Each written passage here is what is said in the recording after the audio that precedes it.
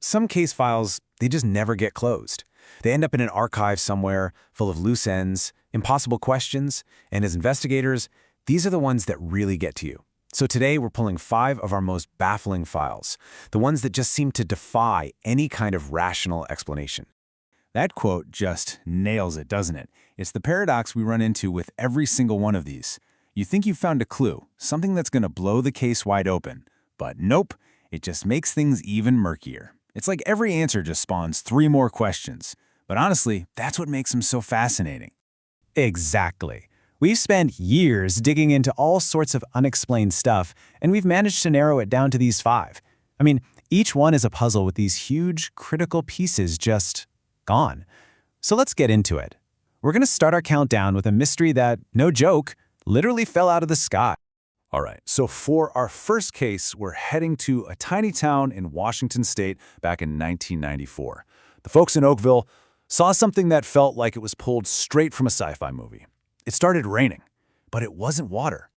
Yeah, that's where it gets truly weird. This clear, gelatinous goo rained down on the town not once but 6 separate times over about 3 weeks. And here's the real kicker. At the exact same time this is happening, a really bad flu-like sickness just rips through the town, hitting dozens of people. The timing is just, it's too perfect to be coincidence, right? So of course, the theories are all over the map. The jellyfish idea is kind of popular. The Navy was doing bombing practice offshore, and the thinking is they might have vaporized a bunch of jellyfish that came back down as rain. Then you've got the simple explanation, it was just waste from an airplane. But that third theory, that's where it gets really dark.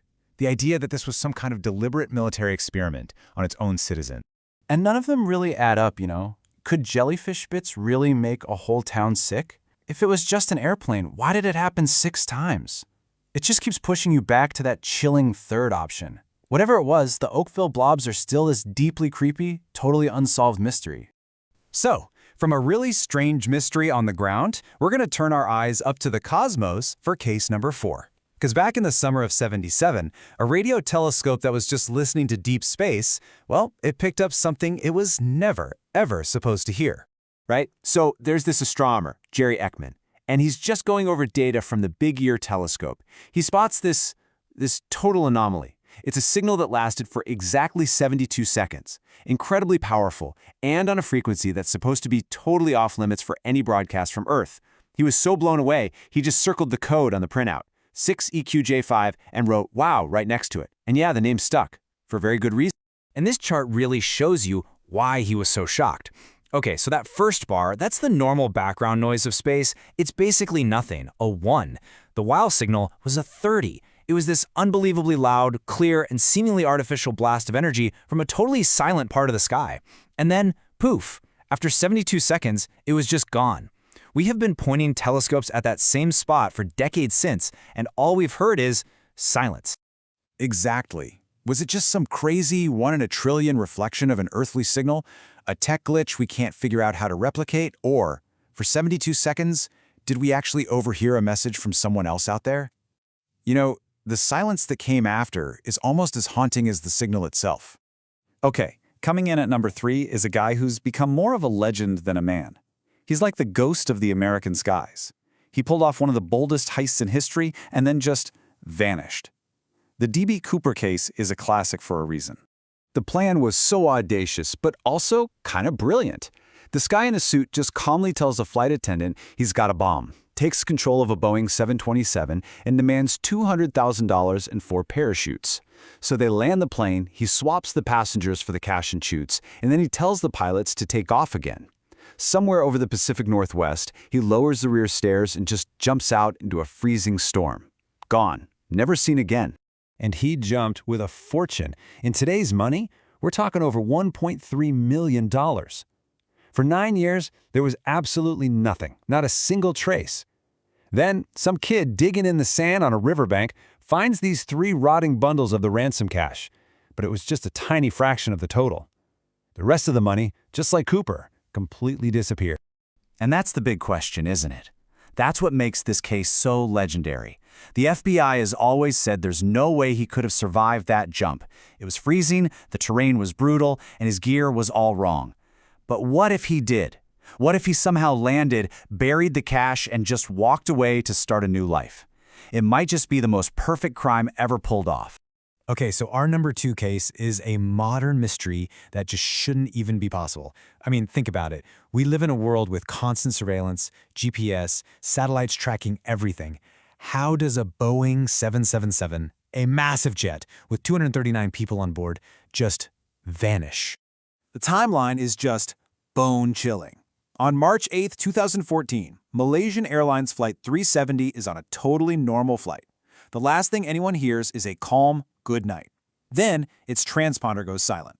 It completely disappears from civilian radar. But military radar keeps tracking this unidentified plane for another hour, flying erratically, way off course, before it too just vanishes somewhere over the Indian Ocean. And every theory you can think of, a massive system failure, a hijacking, pilot suicide, it's all just speculation. The search was the biggest and most expensive in aviation history. But without the plane, without the black boxes, there are no real answers. A few bits of debris have washed up, which confirms it went down in the ocean. But that's it. That's all we know. For the families, it's this unimaginable, endless wait. And that brings us to our number 1.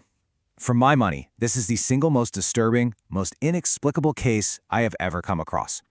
Back in the winter of 1959, in Russia's Ural Mountains, 9 very experienced hikers made camp for the night, and they were never, ever seen alive again.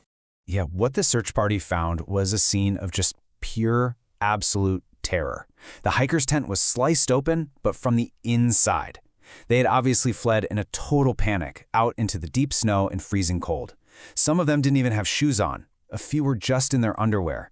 And when their bodies were finally found weeks later, some almost a mile away, the mystery just got so much deeper.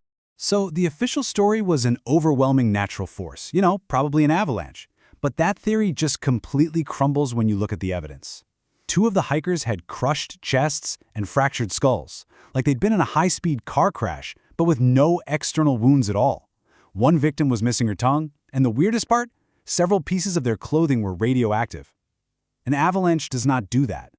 And then, there's this. This is the last picture they found on one of their cameras. It's blurry, obviously taken in a hurry, but it looks like it shows these weird orange lights or orbs in the night sky. And what's crazy is that other campers, miles away, reported seeing similar lights that same night. Was this what they saw? Is this what made them cut their way out of their own tent? So, what on earth happened on that mountain? A secret weapons test that went horribly wrong? An encounter with something not from around here? Or just some bizarre natural phenomenon that we still can't explain? After more than 60 years, the Dyatlov Pass incident is still Russia's most terrifying and profound mystery. These 5 cases are more than just campfire stories. They're a really humbling reminder that no matter how advanced we get, how much we think we know, the world still has these deep, dark corners full of mysteries. They show us that some puzzles might just be unsolvable. So we really want to hear from you guys. What do you think happened to those hikers? Did D.B. Cooper actually get away with it? Drop your theories down in the comments, and definitely let us know which of these cases really gets under your skin the most. We'll see you in the archives.